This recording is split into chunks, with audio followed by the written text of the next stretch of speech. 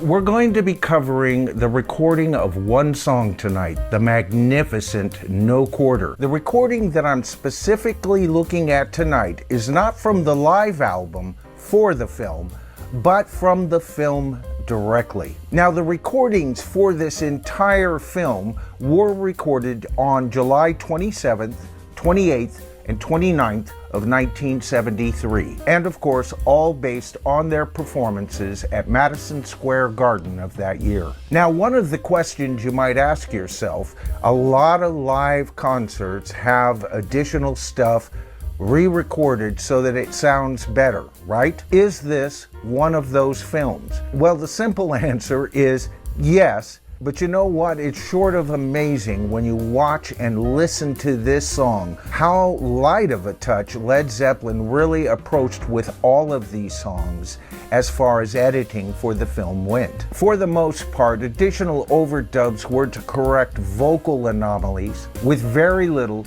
if no, depending on the song of course, additional overdubbing by Jimmy Page. Now, the live version in the film, No Quarter, it's very interesting what they did do to this, though. It is an edited piece, all from the same series of concerts, except in total, this song is edited from 3 different performances. So in the first part of the song, up to the point where Robert sings "To Build a Dream for Me and You," this is all taken from their performance on the 27th of July. From that portion of the song and up to the beginning of John Paul Jones' solo on keyboards are all taken from the 29th, the third day of those series of concerts. The remainder of the song is from the 28th. Now, according to Led Zeppelin, the reason that they intercut these separate performances wasn't because there was something wrong with those performances. It's just that they cut those portions to go better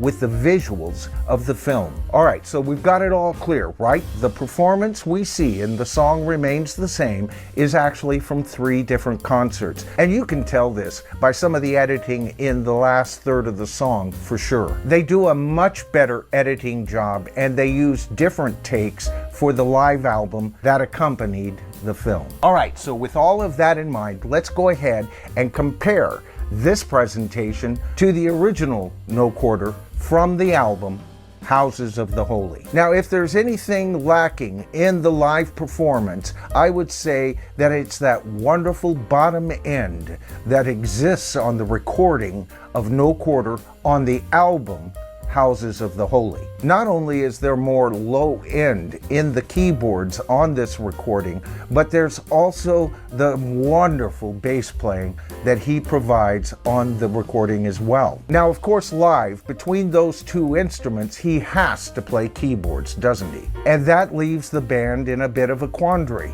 What happens to their low end live? Well, it isn't totally disappeared, and this is because of John Paul Jones' amazing ability at keyboards. You see, to supply the bottom end, Jonesy is using his feet. He's playing bass pedals attached to the keyboard from the old Moog Taurus bass pedal. Now, some of the intricacies of the bass playing on the album version is not present on this recording. His choices here on what to play on those bass pedals is impeccable, if not as good as the album. And like Jimmy Page often does with guitar parts with Led Zeppelin, he plays the essential notes here. Now, another thing that's important about his whole approach live here that I love is his whole approach on the keyboards, while very familiar at first, changes to almost a church organ-y approach. And of course that goes really well with the visuals at this point in the film,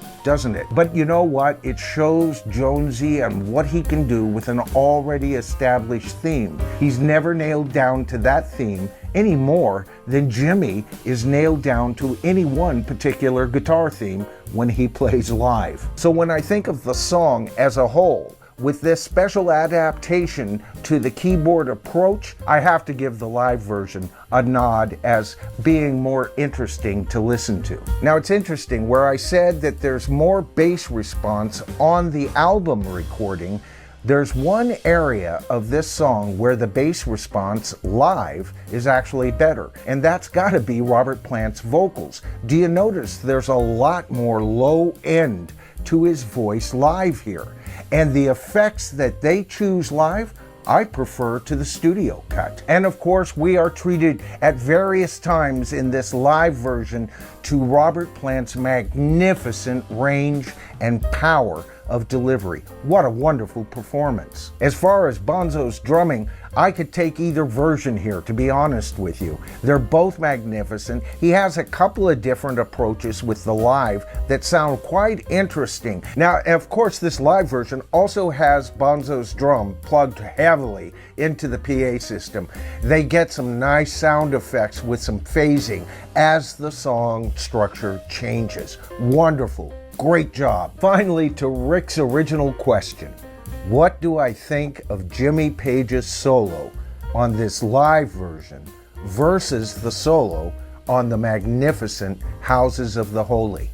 Now, everybody knows I've already listed No Quarter, the recording on Houses of the Holy, in my top 10 favorite solos of all time by Jimmy Page with Led Zeppelin, right? How does this live version hold up? Actually, it holds up quite well, and it's not the same kind of solo at all. His approach at times is completely different, and the jazzy elements are still there that I love so much on Houses of the Holy. But he goes into an almost standard pentatonic approach at times to this song, and it's wonderful. You know, capturing this solo live on this night is perfection as far as I'm concerned. This recording, No Quarter, even though stitched together by 3 different performances, all of which have been vetted to be very good performances all on their own. You know, as live performances of a song that's so well known, this has got to be one of the best live recordings of any song by any band. They cover it all here and yet manage to be different. All of them are on the top of their game in this series of recordings.